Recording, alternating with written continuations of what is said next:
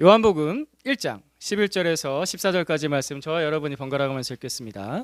그가 자기 땅에 오셨으나 그의 백성 그를 맞아들이지 않았다. 그러나 그를 맞아들인 사람들 곧 그 이름을 믿는 사람들에게는 하나님의 자녀가 되는 특권을 주셨다. 이들은 혈통에서나 육정에서나 사람의 뜻에서 나지 아니하고 하나님에게서 났다. 그 말씀은 육신이 되어 우리 가운데 사셨다. 우리는 그의 영광을 보았다. 그것은 아버지께서 주신 외아들의 영광이었다. 그는 은혜와 진리가 충만하였다. 아멘. 하나님께서 우리에게 하나밖에 없는 아들 예수님을 주셨습니다. 이게 우리에게 어떤 의미가 있을까? 이걸 좀 생각해 봤으면 좋겠습니다. 그러자면 하나님의 마음은 어떠셨을까? 이걸 먼저 생각해 보려고요. 하나님께서 하나밖에 없는 아들 예수님을 우리에게 보내주셨을 때 그 마음이 어떠셨을까요? 좀 옛날에는요, 여러 형제들이 있는데 그 형제들 중에서 첫째 집에 장남집에 아들이 태어나지 않으면은 둘째나 셋째 집에 태어난 아들을 장남집으로 첫째 집으로 양자로 보내는 일들이 있었습니다. 예, 아버지 때에서 그런 일들이 있으셨던 분들, 저희도 그랬습니다. 첫째 집에 아들이 없으면은 둘째나 셋째 집에 있는 아들을 첫째 큰 집으로 양자로 보내는 거죠. 정우야, 네가 50년 전에만 태어났어도 그랬을 수도 있어. 물론 그런 일이 일어나자. 난 같이 살 거지? 그지. 그런 일이 있기는 했습니다.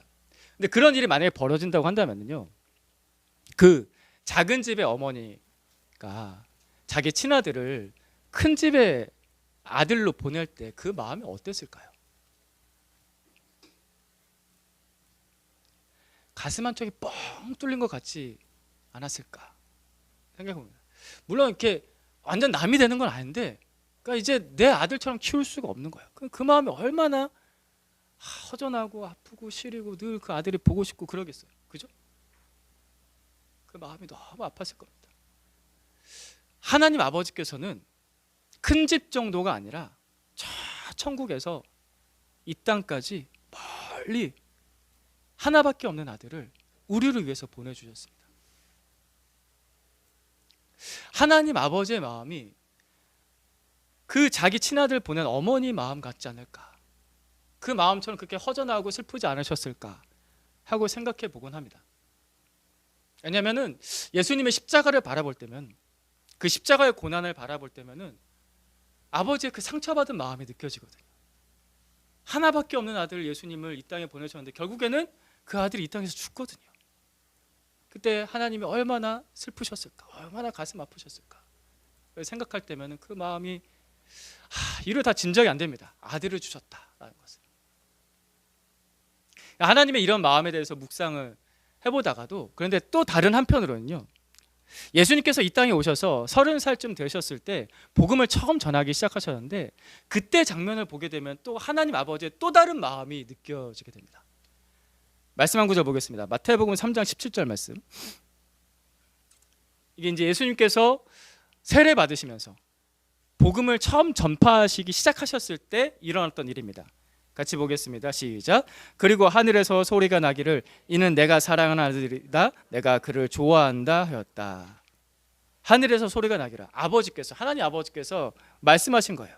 아들을 향해서 이는 내 사랑하는 아들이다, 내가 그를 좋아한다. 복음을 전하기 시작하셨을 때 하나님 아버지께서는 그 아들, 친아들 예수님, 한 분밖에 없는 예수님이 이 땅에 오셔서 복음을 전하실 때 그 아들을 사랑하셨습니다.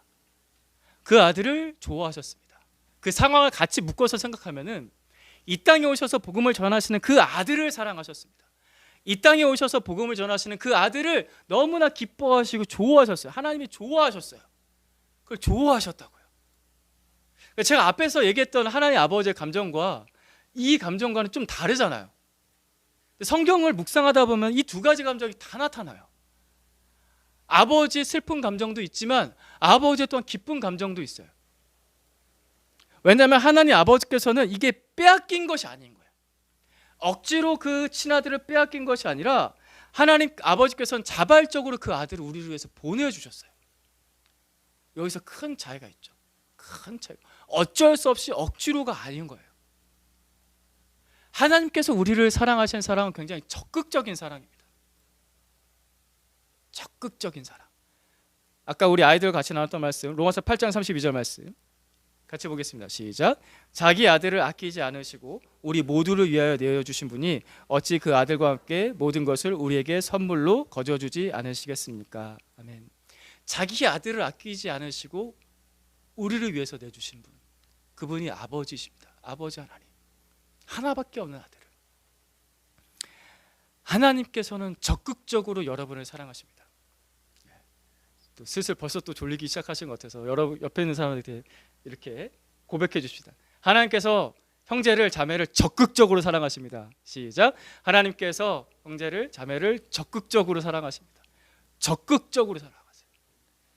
수동적으로 사랑하는 것이 아니라 굉장히 적극적으로 사랑하세요. 그러니까 그분은 우리를 사랑하기로 작정하셨어요. 마음을 확실하게 정하신 거예요. 난 널 사랑하기로 했어 라는 거예요. 여러분들 서로 연애할 때, 서로 고백할 때 난 널 사랑하기로 했어 라고 결정을 하잖아요. 그때만 좋아하지 말고 하나님께서 나를 사랑하기로 하셨다고요. 작정하셨다고요. 하나님께서 우리에게 가장 좋은 것을 주시기로 작정하셨습니다. 이것이 하나님의 사랑입니다. 얼마나 좋아요. 좋으시죠? 좋은 표정을 좀 지어보세요. 하나님께서 나를 사랑하기로 작정하셨어요. 얼마나 놀라운 일인지. 그래서 우리에게 좋은 것이 온다고 한다면 모든 가장 좋은 것, 그리고 그 좋은 것이 영원한 것은 예수 그리스도와 같이 옵니다. 내 인생에서 누릴 수 있는, 내 평생에 누릴 수 있는 가장 좋은 것은 예수 그리스도와 같이 옵니다. 오늘 본문 말씀 12절 13절 말씀 같이 보겠습니다. 같이 12절 13절 있습니다. 시작. 그러나 그를 맞아들이는 사람들 곧 그 이름을 믿는 사람들에게는 하나님의 자녀가 되는 특권을 주셨다. 이들은 혈통에서나 육정에서나 사람의 뜻에서 나지 아니하고 하나님에게서 났다. 아멘. 하나님에게서 났다. 하나님에게서 태어났다라는 것입니다. 하나님의 아들이 우리에게 오셨을 때 우리가 하나님의 자녀로 태어나는, 다시 태어나는 거듭남도 같이 온 거예요.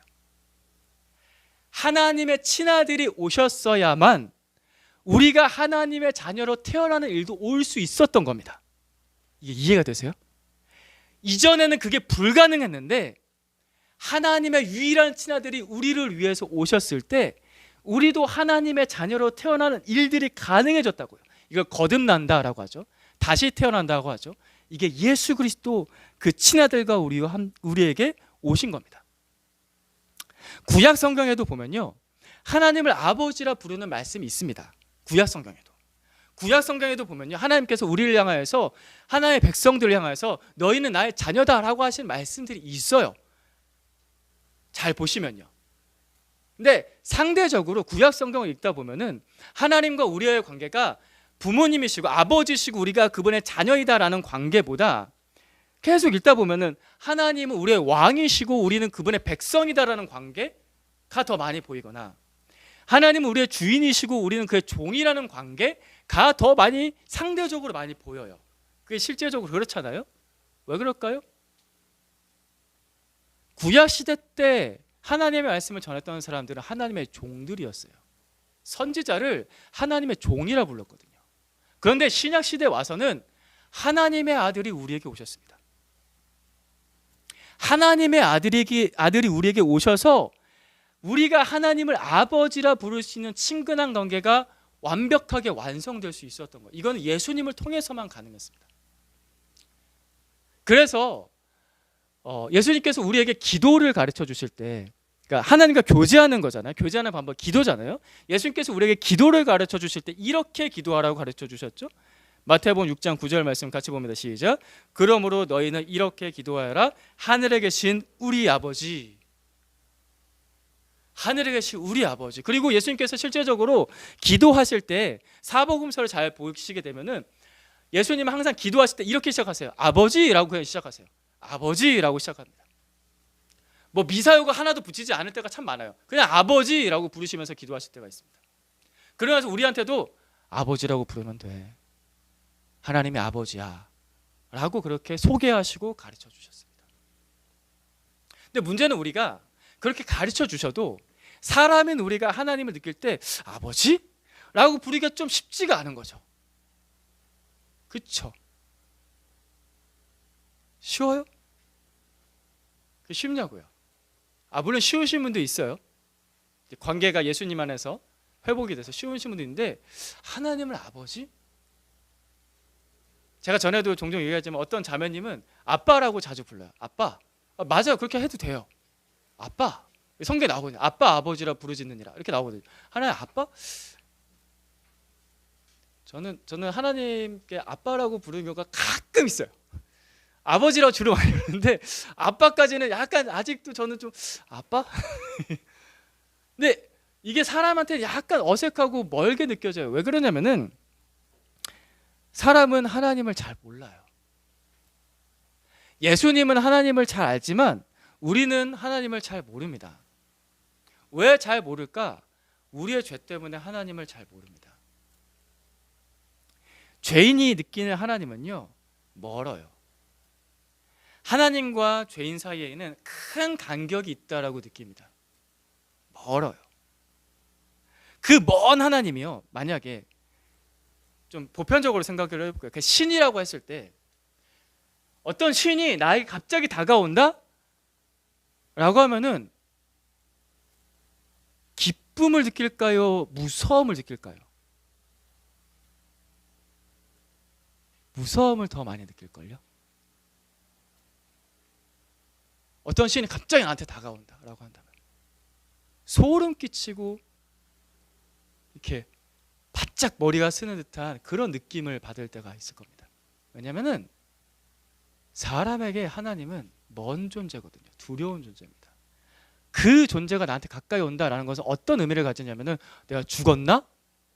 라는 생각을 느끼게 하죠. 그래서 구약 성경에 보면은 하나님을 만난 사람들은 다 두려워하죠. 내가 죽게 되었도다 라고 느낀다고. 사람이 느끼는 본능이에요. 그리고 그분 앞에서, 그 하나님 앞에서 느끼는 것 또 한 가지 뭐냐면 내 죄가 그분 앞에 다 드러나서 그분이 나에게 그 죄에 대해서 판결을 내리실 것 같거든요. 그래서 두렵습니다. 이건 본능적인 감각입니다. 그래서 하나님의 아버지를 부르기가 쉽지가 않습니다. 그래서 사람이 되신 하나님의 아들이 우리에게 오신 겁니다. 사람이 되신 하나님의 아들이 우리에게 오셔야만 했습니다. 사람이 되신 하나님의 아들이 그래서 우리에게 필요한 거예요. 두려운 하나님이 아니라, 멀리 있는 하나님이 아니라 사람이 되셔서 우리와 같은 모습이 되신 하나님께서, 그 하나님의 아들께서 우리에게 오시는 것이 우리에게 필요한 거예요. 큰 간격을 느끼는 것이 아니라 다리가 되어주신 하나님이 우리에게 오신 겁니다. 그분이 우리 주 예수 그리스도이십니다. 그래서 예수님께서 우리가 그렇게 멀게 느끼는 간격을 예수님께서 메워주셨죠. 베드로전서 3장 18절 말씀, 베드로전서 3장 18절 말씀 같이 봅니다. 시작. 그리스도께서도 죄를 사하시려고 단 한 번 죽으셨습니다. 곧 의인이 불의한 사람을 위하여 죽으신 것입니다. 그것은 그가 육으로는 죽임을 당하시고 영으로는 살림을 받으셔서 여러분을 하나님 앞으로 인도하시려는 것입니다. 아멘. 예수님은 우리를 하나님 앞으로 인도해 주시려고 오셨습니다. 이걸 그림을 보겠습니다. 그림을 그려보는 거예요. 예수님께서 내 손을 딱 잡아서 용태야 가자 해주신 거예요. 내 손을 꽉 잡으시고서 태호가 가자 라고 하시면서 하나님 앞으로 나아가는 겁니다. 그러면 예수님의 손을 잡고 하나님 앞으로 나아가면 그때 깨닫는 게 있는데, 직관적으로 깨닫는 게 있는데, 효구야, 그게 뭐냐면 하나님이 내 아버지시라는 겁니다. 예수님의 손을 잡지 않고 나아가면은 하나님이 내 아버지시란 것을 잘 느끼지 못해요.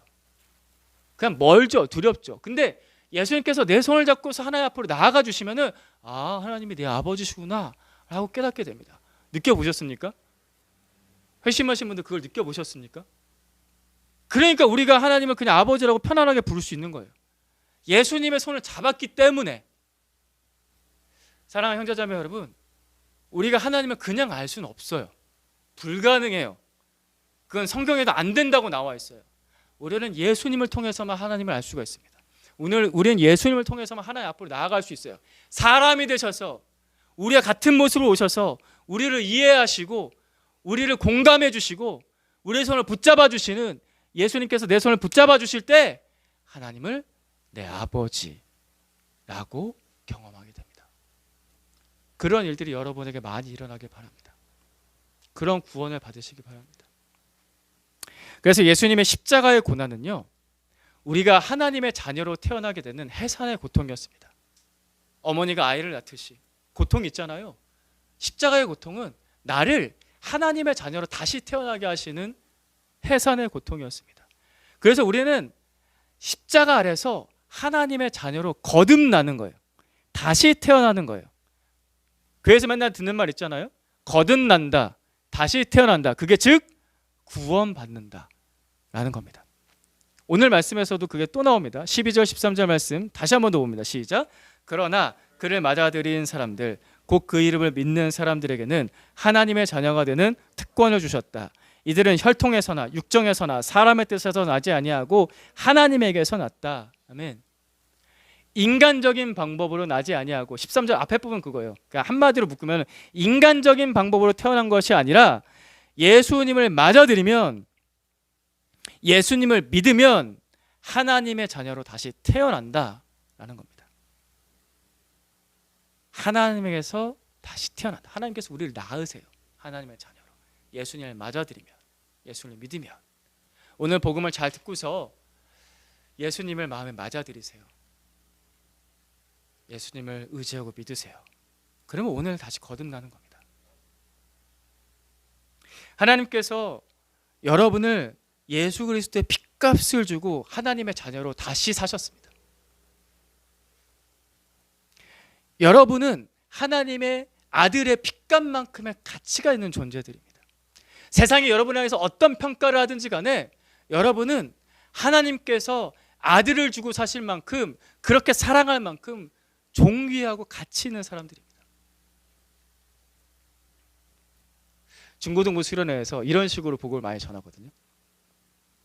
그래서 자존감 낮아진 우리 청소년들에게 막 치열한 학교 생활하면서 공부하다가 막 너무 힘들어가지고 나 왜 이것밖에 안 돼? 막 그런 아이들 이제 여름 수련회 때 한탕 모아놓고서는 얘들아, 세상이 너를 위해서 어떤 평가를 하든, 그러면 애들이 그때부터 울기 시작하죠. 그래요. 그러면서 막 울기 시작하면서 복음을 들으면서 그래, 나는 예수님만큼 가치가 있어 라고 하면서 아이들이 자존감 회복이 되고 그 복음을 듣고 믿으면서 그때 회심하는 아이들이 있거든요. 그렇죠? 그때 혹시 예수님 만나신 분들 계십니까? 근데 이 복음이 그 청소년기에만 필요한 게 아니잖아요. 지금도 우리한테 필요합니다. 이 복음은 우리 평생에 필요해요. 하나님께서 여러분을 그렇게 사랑하세요. 예수님의 핏값만큼 우리를 그렇게 사랑하세요. 세상이 우리에게 여러 가지 가치 평가를 하잖아요. 직장에서, 가정에서, 친구 관계 속에서. 요즘이 아니라 오래전부터 그런 말이 있다라고 하더라고요. 자동차를 딱 타고 가다가 딱 내릴 때 하차감, 승차감이 아니라 하차감이 중요하다. 하차감. 차가 뭐냐를 내 친구한테 보여줄 때, 오, 저 자식 성공했는데? 라는 이제 그런 평가를 받게 되는, 하차감이 중요하다. 참 슬퍼요. 저는 버스에서 내려요. 하차감 별로예요. 세상이 나를 향해서 어떤 평가를 하든, 어떻게 가치 평가를 하든, 근데 그 평가는요 계속 바뀝니다. 계속 바뀐다고요. 말, 평가, 내가 뭐 연봉 얼마 받고 막 이런 거, 내 스펙이 얼마고 그런 거 계속 바뀝니다. 그들이 나한테 어떤 평가를 하는지 그거 계속 바뀌어요. 회사에서도 오늘은 잘했네, 다음 주는 못했네 막 이러잖아요. 계속 바뀌어요. 바뀌는 건 진리가 아닙니다. 진리가 아닌 말에 휘둘리지 마세요. 그냥 지나가는 말인 거예요. 그냥 오늘도 지나간다. 그냥 그렇게 하세요. 지나가는 말에 너무 좌지우지 될 필요가 없습니다. 그 말에 상처 좀 받죠? 그럼 받으면은 이러면 돼요. 예수님 앞으로. 세상에서 나에게 어떤 평가를 하든 예수님께서 나에게는 이 평가를 하세요. 너는 내가 나의 피를 다 흘릴 만큼 내가 너를 사랑하는 존재야 라고 그 평가를 하신다고요. 하나님께서는 내가 너에게 이 아들을 줄 만큼 너는 나에게 가치 있는 사람이야 라고 그 평가를 하신다고요. 하나님의 절대적인 평가는 변하지 않습니다. 변하지 않는 게 진리인 거죠. 진리에 기초해서 살아가십시오. 이 삶이 여러분을 정말 행복하게 합니다. 예수님께서 나를 위해서 오셨어요. 따라해 봅시다. 예수님께서 나를 위해서 오셨습니다. 나를 위해서. 나를 위해서. 이 사실은 변하지 않습니다. 이 가치 평가는 절대 변하지 않습니다. 그러니 사랑하는 형제자매 여러분, 예수님을 내 마음에 모셔드리세요. 나의 구원자로, 나의 주인으로 모셔드리세요. 얘들아, 모셔드려라. 다 생각하지 말고 너를 위해서 오셨다니까. 나를 위해서 오신 예수님 마음에 모셔드리세요. 예수 그리스도를 믿으세요. 그러면 하나님께서는 그 친아들을 사랑하시는 동일한 사랑으로 거듭난 주의 자녀들을 그렇게 사랑하십니다. 동일한 사랑으로, 아들을 사랑하신 동일한 사랑으로 우리를 사랑하신다고. 야, 이게 진짜 이게 얼마나 좋은 거예요. 얼굴 좀 피세요. 왜 이게 안 기뻐요? 아들을 사랑하신 동일한 사랑으로 나를 사랑하신다고요. 이게 얼마나 기쁜 일이냐고요. 세상이 그렇게 힘드셨어요? 생각하세요. 아들을 사랑하신 동일한 사랑으로 나를 사랑하신다고요. 이걸 기억하세요. 그 사랑 위에 서세요. 그 사랑 안에 거하세요. 예수 그리스도와 함께, 하나님의 아들과 함께 가장 좋은 것은 이미 왔어요. 이미 주어졌어요. 그걸 믿음으로 받아들이면 되는 겁니다. 14절 말씀 보겠습니다. 같이 보겠습니다. 시작. 그 말씀은 육신이 되어 우리 가운데 사셨다. 우리는 그의 영광을 보았다. 그것은 아버지께서 주신 외아들의 영광이었다. 그는 은혜와 진리가 충만하였다. 아멘. 이 말씀에서 우리 가운데 사셨다라는 단어입니다. 사셨다라는 단어에 우리가 좀 주목하겠습니다. 사셨다라는 이 단어 안에는 원래 원문 단어 안에는 장막을 치다라는 뜻을 가지고 있습니다. 천막을 치다라는 뜻을 가지고 있습니다. 오늘 식으로 얘기하면 텐트 치는 거죠. 그죠? 우리 효구는 이제 제일 좋아하는 텐트 치는 거. 우리 혜원이도 가끔 좋아하죠. 텐트 치러 가잖아요. 그죠? 낭만 있잖아요. 근데 이 말씀이 왜 그런 뜻을 가지게 되었냐면은 이스라엘 역사적 배경이 있습니다. 이스라엘 백성들이 매일 날마다 텐트 치면서 장막 치면서 살았던 때가 있죠. 때가 언제죠? 예, 출애굽 광야 때입니다. 이스라엘 백성들이 이집트에서 400년 동안 노예 생활을 하다가 하나님께서 그 노예 생활을 하던 이스라엘 백성들을 건지셔서 구원하셔서 하나님의 백성 삼기로 하셨습니다. 근데 이집트에서 나와서 가나안 땅, 적과 꿀이 흐르는 땅, 이스라엘 땅으로 가기까지의 과정이 광야길이었죠. 그 광야길을 걷는데 그 광야길에서 쉽게 뭐 하루 만에 가고 이런 게 아니었거든요. 물론 죄를 짓기도 해서 많이 헤매기도 했지만 40년 동안 광야길을 걸어야 했습니다. 집을 지을 수가 없잖아요. 그래서 다 텐트를 치면서 장막을 치면서 계속해서 이동을 했습니다. 40년 동안. 수많은 텐트들이 있었겠죠. 왜냐하면 60만 명이었거든요. 남자 장정만 60만 명이었으니까 엄청난 숫자인 거예요. 엄청난 숫자의 사람들이 같이 텐트를 치면서 운집하면서 이동을 하는데 수많은 텐트들이 있는데 사람들의 텐트들이 있는데 그 사람들의 텐트들의 한 복판에 하나님의 텐트가 있었습니다. 하나님의 텐트. 하나님의 텐트를 이렇게 불렀습니다. 성막이다, 회막이다 라고 불렀습니다. 출애굽기 40장 34절 말씀 같이 봅니다. 시작. 그때 구름이 회막을 덮고 주님의 영광이 성막에 가득 찼다. 회막, 성막이라 나오잖아요. 이스라엘 백성들이 광야길을 걷는 동안에 하나님의 성막 위에는 구름 기둥 또는 불 기둥이 솟아 있었습니다. 갑자기 왜 판타지냐라고 할 수 있지만 실제예요. 출애굽기에 그렇게 기록되어 있습니다. 그랬어야만 이들이 생존할 수 있었습니다. 왜냐하면은 광야의 뜨거운 햇볕 아래에서 40년 동안 길을 걷는다는 것은 이거는 살인적인 행동이거든요. 그래서 광야의 뜨거운 햇볕 아래서 이스라엘 백성들을 보호해 주시기 위해서 하나님께서 구름 기둥을 펼치셨어요. 그래서 그 햇볕을 막아주시는 거예요. 그래서 그늘 아래서, 그 광야에서 특별한 보호죠. 그 하나님의 보호 바깥을 나가면요 죽어요. 사막이거든요. 정갈 있고 뱀들이 다니는 사막이거든요. 물도 없거든요. 나가면 죽어요. 근데 그 텐트, 하나님의 성막 그 아래에 있을 때는 보호를 받습니다. 광야의 특징이죠. 한낮 되는 엄청나게 뜨겁고 밤에는 엄청나게 또 추워요. 밤에 추우니까 어떻게 되냐면 하나님께서 불을 지피셨어요. 구름 기둥 가운데 불을 지피셔서 따뜻하게 보호해 주시는 거예요.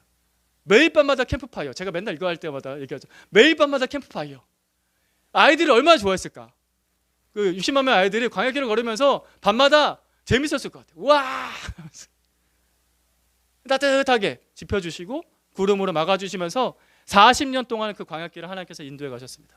하나님의 텐트가 그들의 한복판에, 그리고 제일 앞에 서서 그 구름 기둥과 불 기둥은 이걸 상징했습니다. 하나님께서 우리와 함께 사신다. 하나님께서 우리와 함께 사신다. 이걸 명백하게 보여주는 증거였습니다. 우리는 결코 혼자가 아니다. 우리는 하나님께서 함께 사시는 사람들이다. 그러니까 이스라엘 백성들이 그때 엄청난 자존감이 높아졌을 것 같아요. 이야, 우리는 하나님께서 하시는 그런 백성이다. 예수 그리스도의 제자 요한은 요한복음을 기록하면서 그때를 떠올렸던 것 같습니다. 그 조상들이 증언했던 하나님께서 우리와 함께 사신다를 떠올리면서 예수 그리스도를 통해서 그 사건을 다시 보는 거죠. 하나님께서 우리와 함께 사신다. 14절 말씀. 이것도 읽었어야 되는데 제가 이야기하고 그냥 넘어갔습니다. 서운할까 한번 읽을까요? 시작. 그들이 길을 가는 동안에 낮에는 주님의 구름이 성막 위에 있고 밤에는 구름 가운데 불이 있어서 이스라엘 온 자손의 눈을 밝혀주었다. 이렇게 살았다고요. 이것을 제자 요한이 다시 예수 그리스도를 통해서 보는 겁니다. 14절 말씀 다시 보는데 시작. 그 말씀은 육신이 되어 우리 가운데 사셨다. 우리는 그의 영광을 보았다. 그것은 아버지께서 주신 외아들의 영광이었다. 그는 은혜와 진리가 충만하였다. 아멘. 예수님께서 우리 가운데 사셨다. 텐트를 치고, 사셨다 할 뜻에 텐트를 친다는 뜻이 있었다고요. 우리 가운데 사셨다. 우리는 그의 영광을 보았다. 마치 그때처럼 광야에서 그 영광을 봤던 것처럼 예수님께서 우리 가운데 함께 사십니다. 이게 예수님과 함께 온 좋은 일입니다. 시간이 진짜 빨리 흐르던 것 같아요. 벌써 4월이 되는데 금방 여름이죠. 저 얼마 전까지만 해도 여기서 보일러 뗐었거든요. 추워가지고. 근데 이제 보일러 어느새 안 떼게 되고 벌써 선풍기를 꺼냈고 참 빠릅니다. 저는 특별히 이제 우리 아이들, 우리 꼬맹이들 커가는 거 볼 때마다 시간이 진짜 빠르다라고 느껴집니다. 엊그제 태어난 것 같고 얼마 전에 어린이집 보낸 것 같은데 벌써 초등학생, 중학생, 고등학생이 됐습니다. 진짜 눈 깜짝할 사이. 진짜 그렇게 되는 것 같아요. 여러분, 이제 여기서 눈 한 번 더 깜빡하면요, 우리는 할아버지 할머니 돼 있고 얘네들이 이제 우리 나이가 돼 있는 거예요. 결혼해서 아이들 낳고 그러겠죠. 그런 일을 생각하게 되면요, 슬프세요? 기쁨이 있습니다. 기대감이 있어요. 참, 이 아이들이 이렇게 잘 커서 예수 믿고 잘 커서 행복한 삶을 살아서 좋은 가정도 이루고 자기가 원하는 그런 꿈을 이루면서 일을 하면서 잘 살았으면 좋겠다라는 기대감도 있습니다. 근데 또 한편으로는 부담이 있죠. 인생의 짐이 느껴집니다. 그 큰 일들을, 그 엄청난 일들을 잘 마무리할 수 있을까? 라는 것에 대한 부담감들, 짐들이 느껴지곤 합니다. 우리 어른이잖아요. 그러니까 어른이니까 이걸 책임져야죠. 열심히 살아야죠. 열심히 살고 책임져야 됩니다. 우리 화이팅! 또 살짝 졸린 것 같아요. 옆에 사람한테 화이팅! 하고 한 번 더 화이팅! 예, 화이팅! 예, 화이팅 하세요. 얘들아 화이팅! 근데 이제 어른이 책임지는 것은 당연하지만, 어른이 되어가면서 책임져야 되는 것은 당연하지만, 저는 그걸 느낍니다. 저는 여전히 저의 보호자가 필요합니다. 나이가 40이 되고 50이 되고 60이 되든, 제가 나중에 나이가 80이 돼서 죽을 때가 되든, 저는 그때도 이렇게 얘기할 것 같습니다. 저는 보호자가 필요합니다. 저는 저의 인생의 짐을 느끼게 될 때면 저의 보호자에게 나갑니다.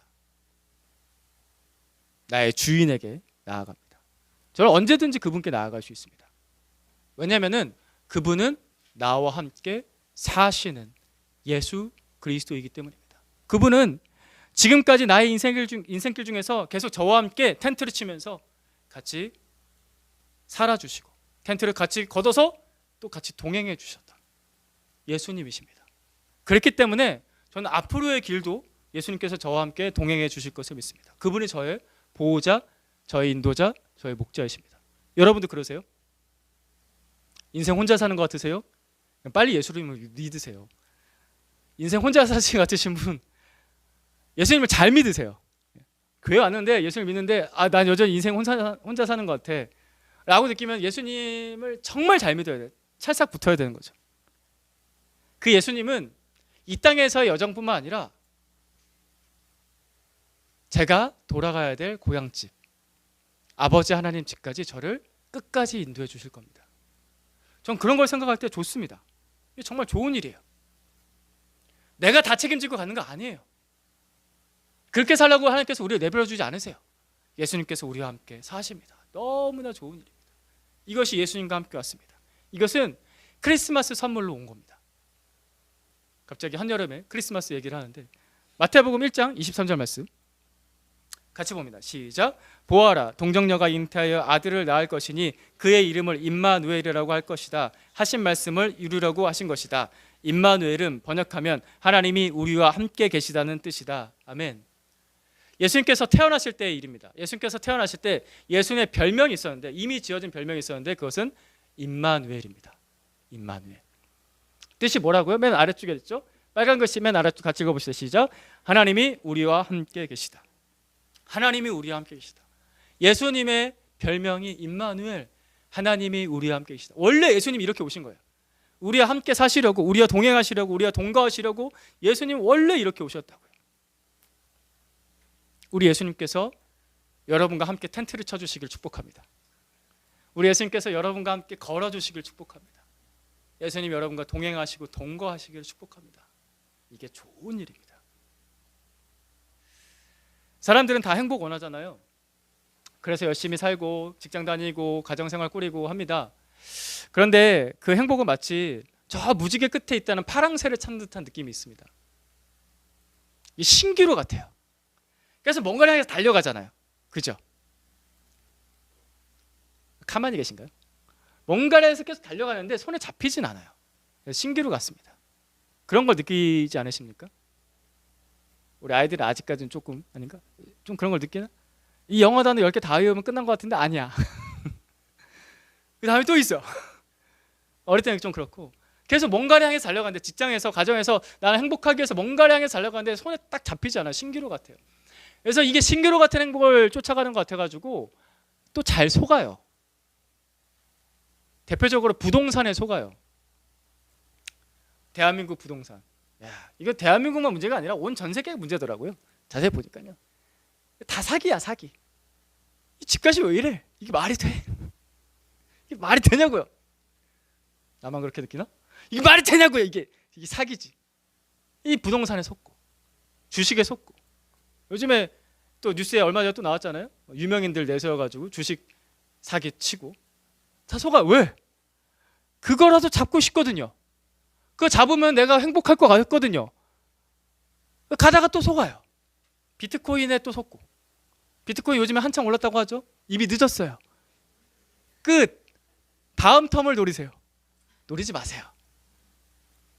속아요. 부동산에 속고 주식에 속고 비트코인 계속 속아요. 행복을 준다고 하는데 파랑새는 도대체 어디 있을까요? 하나님은 그런데 우리를 절대 속이지 않으십니다. 하나님께서 우리를 속이지 않으실 뿐만 아니라 우리를 진실하게 사랑하십니다. 진실하게 사랑하신다는 걸 어떻게 할 수 있냐? 그분의 행동으로 사랑하시거든요. 그분은 행동으로 우리를 사랑하셨습니다. 그 행동은 하나밖에 없는 아들을 우리를 위해서 주신 겁니다. 너무나 과격한 행동이고 적극적인 행동입니다. 그분은 우리를 진실하게 사랑하십니다. 모든 좋은 것은 이미 예수님과 함께 왔습니다. 부동산 잡으러 뛰지 마시고요. 이미 오신 예수님을 나의 구원자, 나의 주인으로 모시세요. 예수님께서 여러분의 주인이 되실 때, 여러분의 구원자가 되실 때, 여러분은 예수님의 값어치만큼의 절대적인 가치를 가지게 됩니다. 물론 이 땅에서 약간 흔들리기도 하지만 하나님께서 나를 평가하신 건 절대 변하지 않습니다. 이 땅에서의 우리 신앙생활은 그것을 기억하고 그 반석 위에 서고 그것을 의지하는 것을 평생 가는 겁니다. 그러다 보면 우리는 점점 더 견고해질 것입니다. 하나님께서 아들을 사랑하신 동일한 사랑으로 여러분을 사랑하십니다. 오늘 이것을 잘 기억하셨으면 좋겠습니다. 한 번 더 따라해 봅시다. 하나님께서 친아들을 사랑하신 동일한 사랑으로 나를 사랑하신다. 이걸 받아들이십시오. 이걸 믿으세요. 혹시 이미 믿고 받아들이신 분 있으시잖아요. 그런데 목사님, 근데 전 잘 행복하지가 않아요. 그럴 수도 있습니다. 네, 우리가 진리에 섭시다. 이미 예수님을 믿고 받아들이셨다면요, 파랑새 이야기 아세요? 파랑새 동화 이야기? 파랑새는 이미 어디 있었죠? 집에 있었어요. 파랑새 이야기의 동화 이야기의 결말은 뭐냐면 파랑새를 찾아서 떠나가는데 계속 어디를 가서 파랑새 찾고 파랑새 찾는데 거기서 그 파랑새를 구해서 밖으로 나오면 파랑새 색깔이 변해요. 검은색으로 변하고 파랑새가 죽어버려요. 근데 그 긴 여정을 끝내고서 자기 집으로 돌아오잖아요. 집에 돌아왔더니 거기 파랑새가 있었던 거예요. 이미 예수 그리스도를 믿고 받아들인 사람은 그 행복이 이미 내 안에 있는 거예요. 내 옆에 있는 겁니다. 제 예를 한번 들어볼게요. 여러분 혹시 사랑하는 부모님을 향해서 엄마, 아빠 사랑해요 라는 말 종종 하십니까? 내 형제를 향해서 라든지. 여러분 혹시 엄마 아빠의 손을 잡고서 엄마, 내가 오늘 엄마 위해서 기도해 줄게, 아빠를 이렇게 끌어안고서 아빠, 제가 아빠를 위해서 기도해 줄게요 라고 혹시 하십니까? 해보세요. 이렇게 삭막하게 사세요. 좀 어렵죠? 어려운데 한번 해보세요. 가장 가까이 있는 가족들에게 한번 해보세요. 사실 내가 이 땅에서 가지고 있는 가장 중요한 것과 가장 소중한 것은 공짜로 다 받았어요. 누구 덕분에? 부모님 덕분에. 부모님 덕분에 지금 우리가 숨을 쉬어볼까요? 숨을 쉬고 있다고요. 내 가족 덕분에. 이거 내가 값을 주고 샀습니까?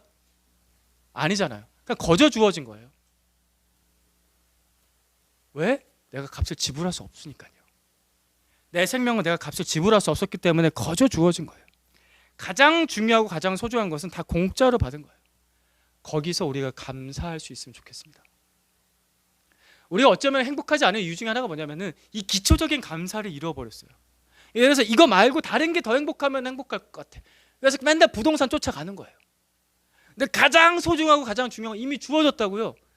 여기서 감사할 때 우리는 오랫동안 지속하고 변함없는 행복을 누릴 수가 있습니다. 우리의 모든 감사는 이 기초 위에 서요. 모든 중요하고 소중한 것은 이미 거저 주어졌다. 똑같이 우리가 예수 그리스도를 믿었다고 한다면은, 우리 안에 예수 그리스도께서 계신다고 한다면은 이미 가장 중요하고 소중한 것은 주어진 거예요. 나를 구원하신 예수 그리스도, 나에게 그렇게 사랑을 보이신 하나님께 감사하십니까?